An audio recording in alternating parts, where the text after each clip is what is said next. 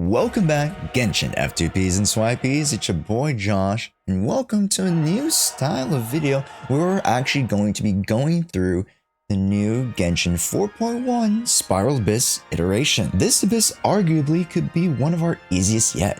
However, there are some tricks of the trade that you'll need to slip by and reach the coveted 36 stars. If you just want floor 12 enemy guide and character building tips, please refer to the timestamp. But let's first start with floor 11, and to be honest, as you guys can see from this menu of enemies, there's nothing terribly much in the way of terrifying or difficult to manage. Mostly you'll want to focus on pyro reactions and AoE control, as there are multiple waves of enemies. So as you can see, I resort to using Kazuha and the likes of Sucrose in my alt account, and in my main account I actually will be using a lot more of those Anemo characters as well. And let's start with the first half, and Sucrose is just doing absolute work. I don't even have the sacrificial frag, I just have C1, so you'll only be seeing me use 2 E skills. But that's, pretty much it. It's just wave of enemies, and with this next part 2, you can actually see both Mitachols actually just targeting you. And the aggro, you can just pull them over to the side and out of the monolith's harm, so it makes it very, very easy to just control them, pull them to the side, and clear out part 1. Now, with this next wave, there are a couple of Spectres. The Spectres are a little bit more difficult to manage, but if you pull the Electros a little bit closer to you, like I did by going past the Dendros, it's going to allow you to group them relatively easily, and you pretty much can wipe the floor from them there. Next is a wave of 3 different Ruin Greater enemies, and they come individually. You will be able to see me here actually using a triple Geo and Yoimiya comp, and Yoimiya again providing consistent, quick single target DPS. She makes very light work of those enemies. Now, the Slimes are much easier than the Spectres, and you don't technically have to edge pull them. However, it makes it very easy, as you guys can see. And next, there's actually 3 waves to this first half. The next are the Seahorses and the Crabs. They are a little bit heavy, so I can't necessarily pull them with Sucrose, but the next 2 Dendro Core guys and the Pyro Mage are. So you'll be able to use Sucrose, pull them in, get some big reaction damage. And finally, for floor 11, chamber 3, second half, there are the Tainted Water Bros. Now, you see me heading towards the Gunner, and literally the Brawler just moves towards you, and that's the grouping there. Very simple. Just use Vaporize. You can also use Freeze, Reactions, or even Crystallize to be able to brawl those down. Get it? Brawl them down. Now, with 412, you have the option of going multiple fighting styles to comfortably defeat both sides. If there were a few pointers, floor 12 part 1 does want Pyro to be more effective to break the Seahorse's shield, and wants a Nemo or CC to control operatives and or Visharps. Part 2 is a little bit tighter, but instead of requiring specific elements, with the Wolves you'll need a healer for sure, and with some of the other enemies that can disrupt attacks and rotation flow, some resistance to interruption via shield or character buffs like Dia are going to go a long way. However, I do none of those and actually resort to Hyper Bloom in my F2P team and Bloom in my main account. Some other free-to-play teams will be listed above. I really do like Hyper Bloom as a team. There is also potential for a triple Geo or a quote-unquote mono Geo comp with Hydro in the second half. I think it's going to be very cheeky. So let's start with floor 12, chamber 1, first half. It is the purple unicorn seahorse looking thing. It's so beautiful as a boss enemy. I love it. And the whole mechanic is that they have a purple shield. They'll toss out some attacks. Really, you could just iframe them and or just eat them up if you do have healing. Very simple.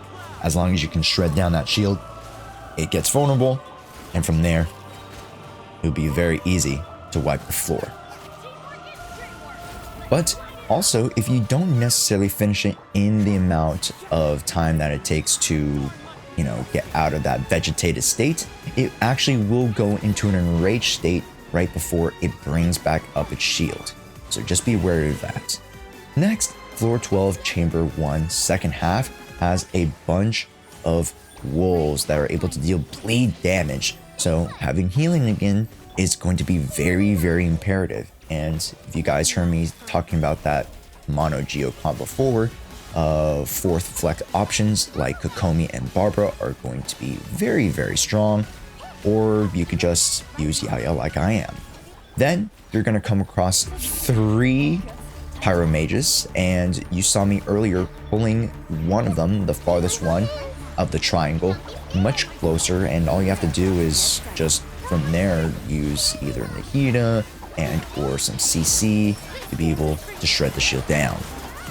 Now, you can see me with Bennett here in my quote-unquote F2P team, dragging the Visharps closer to me via edge pulling. However, I do have Kazuha, and on the bottom screen, you can see me just wailing on them from the get-go. And next, we move over to the Numa mechs. Here, I personally like to go for the Gunner as they shoot out Dendro. If you do have Hydro, you're going to be starting to hurt yourself or even freeze yourself with the larger Crane mech. So be looking out for their attacks to dodge their elemental applications. With the last few attacks, light work. Then, speaking of the next fight, it's arguably one of the hardest yet and can be one of the fastest. The dancing pair, Coppelia. This time it's not the male Cryo, but the female Anemo in the center. This can get tricky for a few reasons. The biggest and by far scariest is the fact that they can swirl your element to deal larger damage. And as the Cryo male flies around and not only damages you but forcefully inflicts Cryo, you'll need to be on your A game or just really have a consistent healer to back you up. They barely move, and if you still haven't beaten them after the first rotation, they pretty much go into a vegetative state, which makes them easy to bully for around 5 to 10 seconds. Finally, in Chamber 3 first half, the Mirror Maidens and Wind Operatives. Literally, it is just 3 enemies, and the Mirror Maidens, since they don't necessarily have any backup, you don't really have to worry about positioning. However, with the Operatives, you do. They are ranged, but yet there are a few ways to actually manipulate them without an emo.